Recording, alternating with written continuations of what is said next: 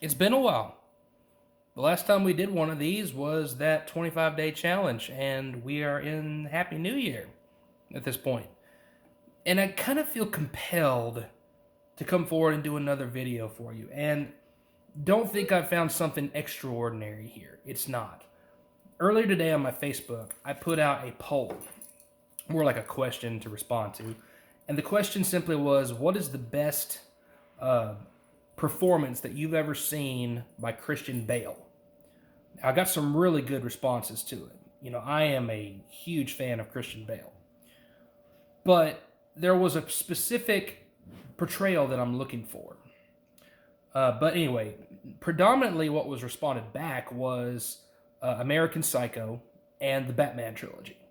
There were plenty of other options in between there that were all good. And I'm not really going to come back and tell you that I've decided that this is the best portrayal of Christian Bale ever. But I want you to consider only one person shared this particular work.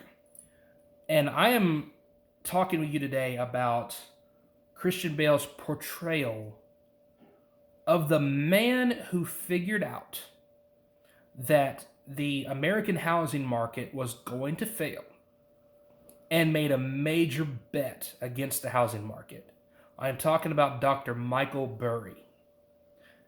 Now, I'm an investor, okay? And since I've started doing it and taking it seriously and learning all the intricacies of it and how to figure out intrinsic value and whatever, I'm probably talking over some of your heads. You're probably going yawn at this point.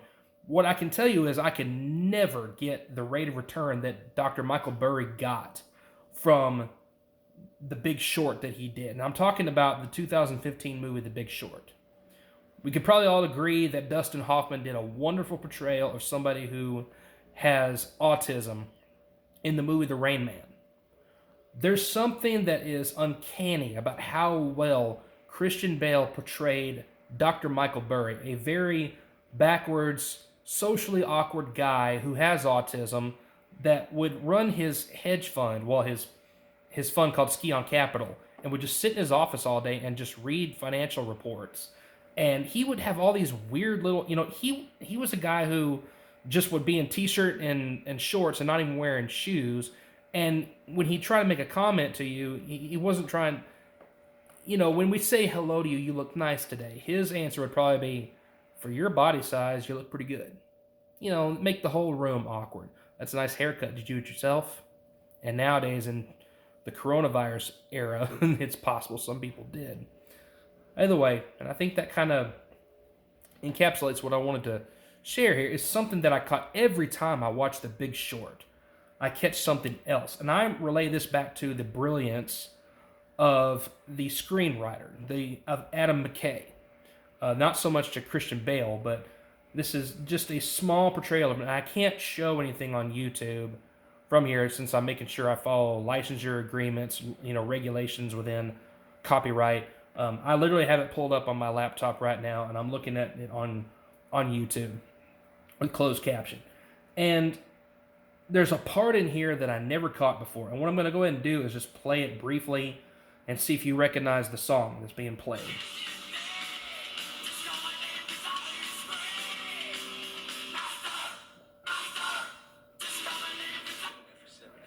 Okay. We have ski on value at negative 9% right now, and investors are really ticked off at Michael Burry at this point. And a big investor is about to come in and rip his head off because of this gamble that he's made, because he believes he's right, and he was right. And going back to what I mentioned before, I could never get the returns that he got. This man ended up getting a 489% rate of return for his investors as a result of his Big Short against the housing market. And he was right. He's a guy who could read numbers. He's socially backward, but here he is in his office and he's listening to, if you didn't know the song, Master of Puppets by Metallica. Now, what's more intriguing about that is, one, if you are a Metallica fan, it's very possible, as I understand this, the song Master of Puppets is not a dictator dictating your life. Listen to the lyrics. Straight, all respect to Metallica. This is the chorus, as I understand. Master of Puppets, I'm pulling your strings. Blinded by me, can't see a thing. Just call my name because I'll hear you scream. It's very possible they're talking about a addiction to cocaine. Now, he's listening to this song. This is a guy who also will play the drums while he's sitting in his office. Everything about him is awkward, okay? But he's so brilliant when it comes to the logistics behind it and how he spotted the crash before anybody else did. It's very much a David versus Goliath. This is one guy going up against Goldman Sachs and, Bank of America, Merrill Lynch, even into the ones that failed, like Lehman Brothers. You're going up against the big dogs, and he was right. But in that scene, he's not only listening to Master of Puppets by Metallica, he is reading a book that's called The Scions of Shannara. Now, I'm sure I'm probably mispronouncing that. I don't know the fiction novel that was written by Terry Brooks. I had to do a quick little research on it. As I understand it, the story is the Scions of Shannara, which, by the way, his fund is called Scion Capital. People ask me now, is that the car company? Maybe. You can do your own research. It's possible. It has the same name as the fund he ran. The Scions of Shannara, it's an epic fantasy by Terry Brooks, and it's set in a land that is run by this cruel military order called the Federation. I feel like that is foreshadowing something that only Michael Burry can see, and I believe that was intentionally. That was not a misalignment in the screenwriting. I believe that was very intentional, and I think it's brilliant. And I wanted to share it with you because it's one of those. The elves in that story apparently have vanished, and all those there are dwarves that are sent into the mines to go work for the wickedness that is the Federation. Well, that sounds like a parallel, almost a comparison to what's about to happen 2 years from now. This is 2006. In 2008, we have the housing bubble that bursts, and the economy collapses, and there's something more to it. I watched this all the way through to the end. This is how much time I've got. And I know I look straight. I'm kind of out of context here. It looks like, well, you're just sitting back with your t-shirt and your shorts, just like Michael Burry, wearing a shirt that literally says "farting is my love language." My wife made that for me. And if you're not following my train of thought here, just hear me out. If you watch the movie The Big Short, you have Dr. Michael Burry, a guy who used to be a medical student, running a small investors fund, and he goes all in on this bet. He doesn't do a little bit like some of these others investors did. He put all of his chips in that the housing market would collapse, and he was right. 489% rate of return in 2008 when everybody else is losing their jobs and their mortgages are defaulting, and it's just an incredible story. I missed all this. I came back from a deployment in 2008 in December and kind of looked around at what just happened. And it's taken me years to kind of wrap my brain around it. Every time I watch Big Short, I catch things like this.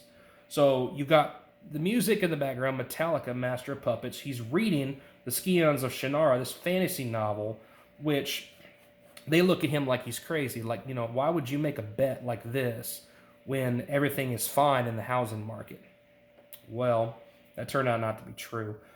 So, and also I went to the very end of the movie and looked at the score. I looked at all of the songs that were used and thought, is this intentional?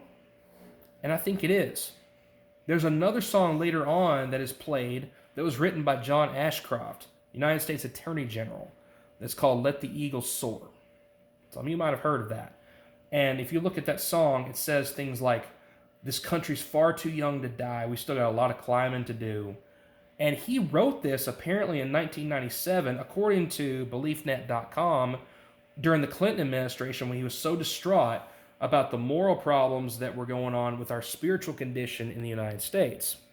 Well, something else that happened during the Clinton administration that was famously known as racial redlining. Well, again, I'm not trying to be political. I'm telling you what happened. Is that during that time period, the banks were held accountable for not lending, making loans to these houses that were in this red-lined area. One, because they can't afford them. They can't afford to pay this. But they looked at it as, oh, you're being racist by doing this. And we're going to sue you every day, make you pay like $500 million until you lend out this money.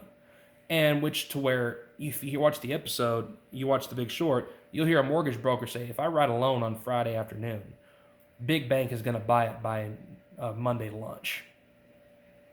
Well, no reason to check anything like job verification or FICO scores. When the big dogs upstairs don't care, they're just going to buy it and flip it around and turn them into what's called collateralized debt obligations. Again, big lingo from that time. Go watch The Big Short to see what I'm talking about here. But that's something that happened as well, is a lot of these issues that have been planted during a certain administration eventually manifest and fall on the shoulders of the next. I'm not trying to say it always happens with the Democratic Party, but if you look from the Clinton administration, you have the racial redlining where they started giving loans to anybody that wanted them, had things like liar loans like Ninja, no job, no income, no job, no assets, and they were given homes that they can't afford. And then you have this other issue that he's written about, seeing all this, moral problems. And, you have Let the Eagle Soar that's put into this score by Adam McKee. I don't think that was unintentional. I think it was very specific how he placed the music in this movie. So if you want to watch The Big Short and try to capture what they teach you, go for it. I learn something new every single time. But I'm here with this video to show you that the music is intentional, that the music score is brilliantly placed. That scene with Michael Burry and Master of Puppets by Metallica reading the scions of Shannara, that's no mistake. Songs like Let the Eagle Soar is not a mistake. And we have to be watching at this point if there's foreshadowing happening in this administration that could manifest itself in the next, because it happens. It's continuing to happen and will continue to happen. Are you going to rely on your government, or are you going to rely on yourself? It's like that movie Now and Then. You can believe in yourself if you're lucky. Either way, I feel like I'm kind of rambling at this point, but man, when I saw that, I got to share this with these guys. So take a look at the movie The Big Short.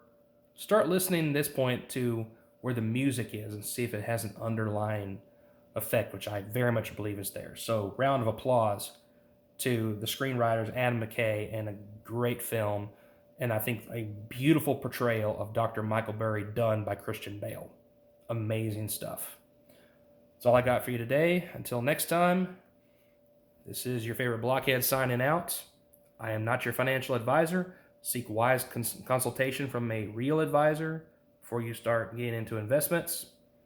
But if you have some thoughts about The Big Short, reach out to me and we'll talk about it. Happy New Year.